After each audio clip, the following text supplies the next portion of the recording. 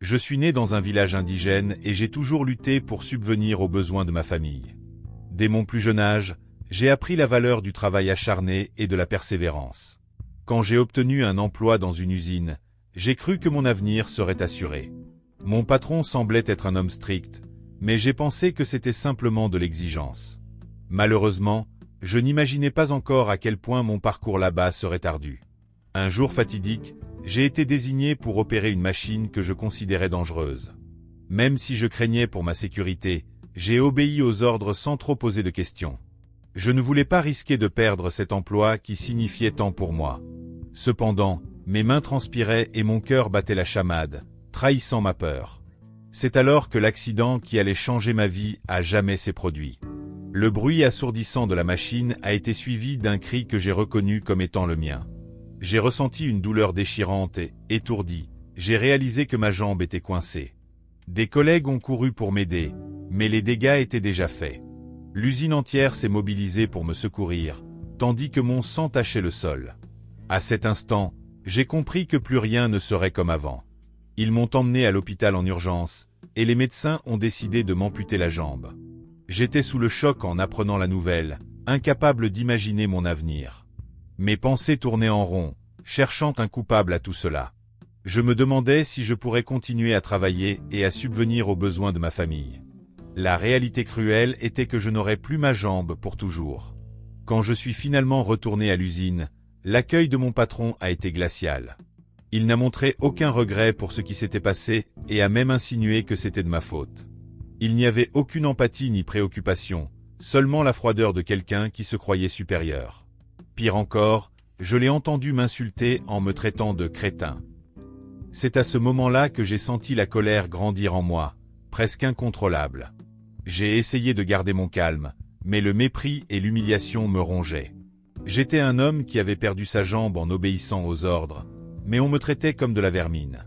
Face à tant d'injustice, j'ai décidé de contacter un avocat pour poursuivre l'entreprise en justice. Je croyais que la vérité éclaterait et que je recevrais une indemnisation juste. Cependant, je n'imaginais pas à quel point ce processus pourrait être compliqué. Après l'accident, j'ai contacté un avocat recommandé par des connaissances. Je lui ai expliqué en détail ce qui s'était passé, en insistant sur la négligence du patron. Il m'a écouté avec attention, faisant preuve d'empathie pour ma situation difficile. Il m'a assuré que nous avions un dossier solide, car il y avait des lacunes évidentes en matière de sécurité. J'ai senti une lueur d'espoir renaître en moi, nourrissant une foi en la justice. J'ai entamé la procédure judiciaire, croyant que la vérité suffirait à gagner. J'ai fourni des documents, des rapports médicaux et des témoignages de collègues qui avaient tout vu. Cependant, l'entreprise s'est défendue avec des arguments douteux, niant toute responsabilité. Mon patron continuait à me regarder avec dédain, me défiant de prouver quoi que ce soit. J'ai réalisé que ma parole valait peu face au pouvoir économique de l'usine. À chaque audience, mon découragement grandissait, car la défense de l'entreprise était implacable. Il présentait des preuves manipulées, essayant de me dépeindre comme un employé négligent. J'étais décrit comme quelqu'un qui ne suivait pas les protocoles et qui mettait sa propre sécurité en danger. Même blessé et indigné, je devais garder mon calme pour ne pas aggraver ma situation. Après tout, le juge exigeait des preuves objectives, et mon angoisse ne faisait que croître. Je me suis senti trahi par les collègues qui ont changé leur témoignage en faveur de l'entreprise. La pression et la peur de perdre leur emploi les ont poussés à mentir au tribunal. Ce fut un coup dur, car j'espérais que la vérité serait plus forte que la peur. Sans témoin fiable, mon dossier s'est affaibli de manière irréversible. Avec le temps, j'ai réalisé que mes chances de gagner étaient minces. Lors de l'audience finale, le juge a invoqué un manque de preuves pour établir la responsabilité du patron. Mon action a été rejetée sans aucune indemnisation, me laissant dévasté. Je suis sorti du tribunal les jambes tremblantes, ou plutôt, la seule jambe qui me restait. Je ne ressentais pas seulement une douleur physique, mais aussi une humiliation étouffante qui me consumait. Mon patron, quant à lui, m'a lancé un regard victorieux et sarcastique. À partir de ce jour, ma colère a débordé au-delà de ce que je pouvais contenir. J'ai cherché du réconfort auprès de ma famille, mais rien ne semblait apaiser mon sentiment d'injustice. J'essayais de me convaincre que je devais avancer, mais la haine grandissait. L'insulte de crétin résonnait dans mon esprit, intensifiant mon désir de riposter. Sans perspective de justice, j'ai commencé à envisager une terrible vengeance. Avec le temps, le poids de l'échec au tribunal m'a poussé dans un abîme de rancéure. Je ne trouvais pas de travail et ressentais des douleurs constantes au moignon de ma jambe. Ma famille craignait pour ma santé mentale, car j'étais devenu sombre et silencieux.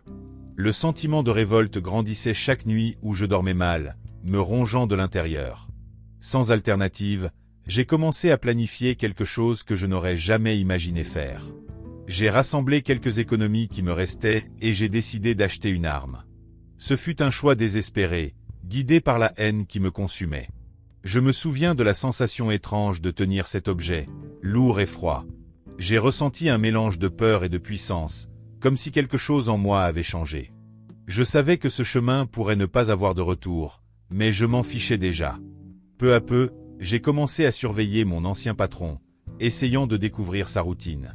Je l'ai suivi discrètement à plusieurs reprises, notant ses horaires et ses habitudes. Il continuait à vivre comme si rien ne s'était passé, riant et s'amusant. Voir cette indifférence ne faisait qu'alimenter davantage mon désir de vengeance. J'avais besoin du moment parfait pour le confronter sans témoin. Je ne ressentais aucune culpabilité en planifiant cette riposte, car je jugeais mon acte mérité. Toute la souffrance qu'il m'avait infligée justifiait, dans mon esprit, cette punition. Je pensais à toutes les fois où il m'avait traité comme un inférieur, m'appelant crétin. Mon identité indigène, si importante pour moi, avait été ignorée et méprisée. Maintenant, je voulais qu'il goûte à l'amertume de l'impuissance.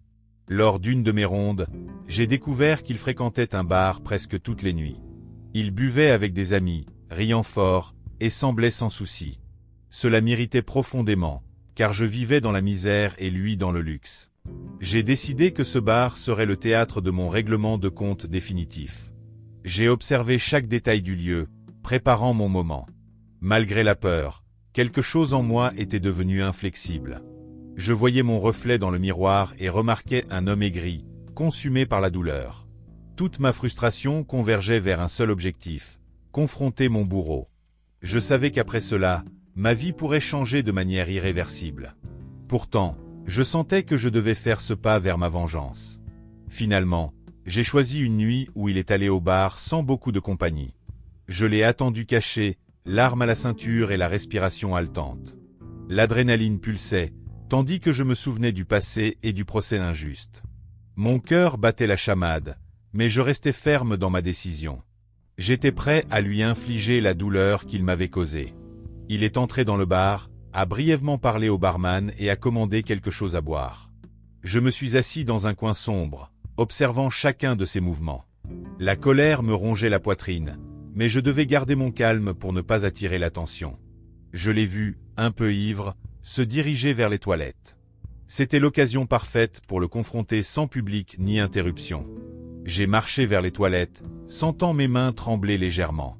Le couloir était vide, et le bruit de la musique étouffait les sons environnants. J'ai poussé la porte doucement et j'ai trouvé mon ancien patron de dos. J'ai sorti l'arme et l'ai pointée vers lui, qui s'est retourné, effrayé, et a essayé de réagir. Mais mon regard déterminé lui a fait comprendre qu'il n'y avait pas d'échappatoire.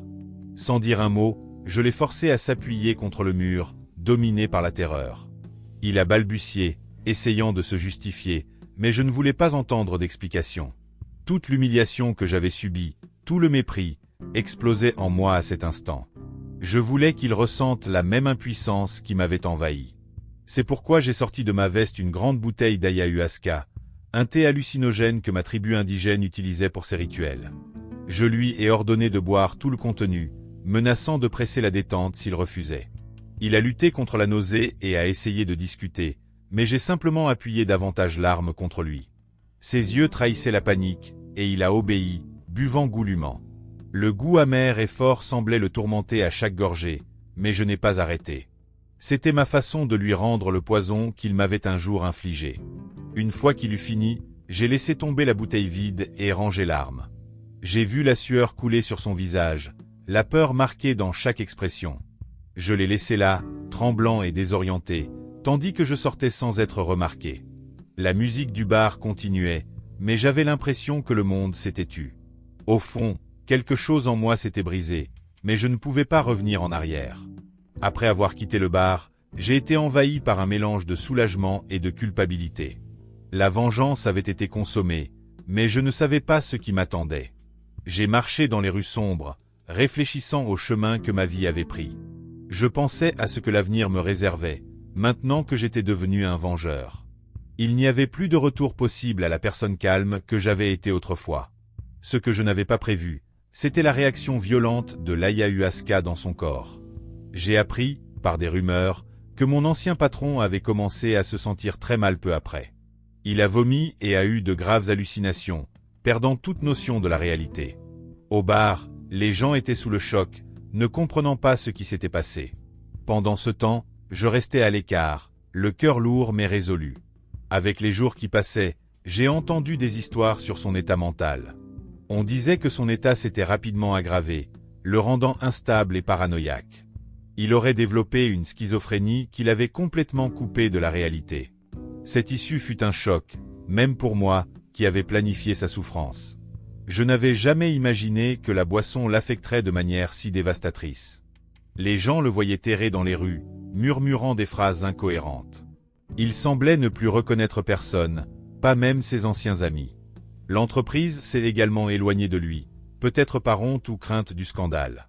Sa famille a essayé de le faire interner, mais la progression de la maladie mentale était irréversible. Cet homme arrogant s'était perdu dans son propre univers déformé. Moi, de mon côté, je suis resté à distance et n'ai pas eu le courage de m'approcher de lui. Je ne cherchais pas de nouvelles, j'entendais seulement des rumeurs par des tiers. Entre culpabilité et colère, je me suis demandé s'il y avait vraiment de la justice dans tout cela. Avant, je croyais que la vengeance serait douce, mais j'en ai ressenti l'amertume. Pourtant, une partie de moi se souvenait de la façon dont il m'avait traité de crétin et m'avait humilié. Ainsi, j'ai continué ma vie, essayant de faire face à l'absence d'une jambe et à un avenir incertain.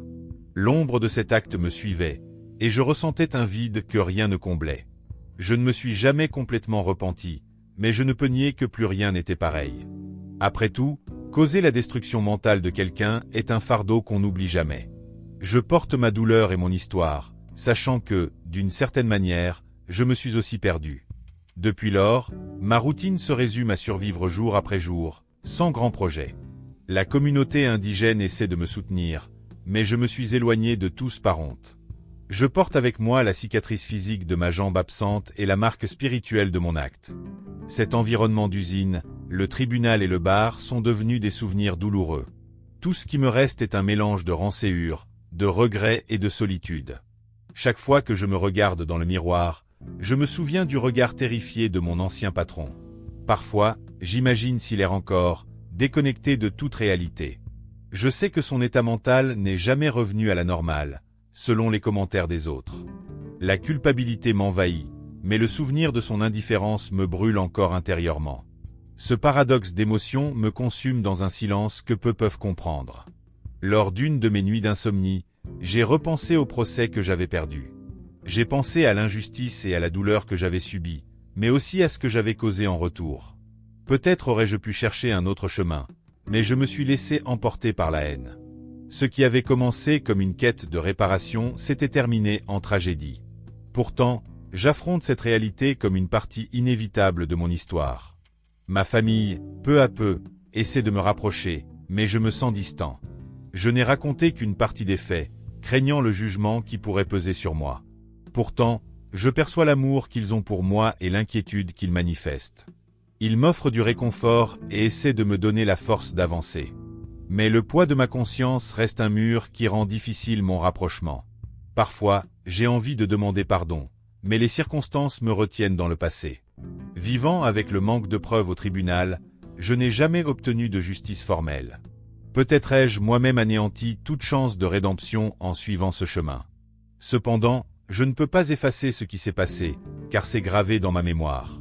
Le jour où j'ai forcé cet homme à boire de l'ayahuasca ne sera jamais oublié. Aujourd'hui, je vis avec la certitude que, bien que je me sois vengé, je n'ai pas trouvé la paix. Mon ancien patron a perdu la raison, et j'ai perdu la possibilité d'une vie normale. Nous sommes tous deux victimes d'un système cruel, mais aussi de nos propres choix. J'espère, un jour, Trouvez un peu de sérénité parmi tant de souvenirs amers. En attendant, je porte cette histoire comme un rappel que la colère peut tout détruire. Alors, avez-vous aimé cette histoire? J'espère que vous avez apprécié chaque seconde. Likez la vidéo et abonnez-vous à la chaîne pour ne manquer aucun contenu futur. Dites-moi dans les commentaires ce que vous en avez pensé, j'adorerais savoir ce que vous en pensez. À la prochaine. Je vous attends.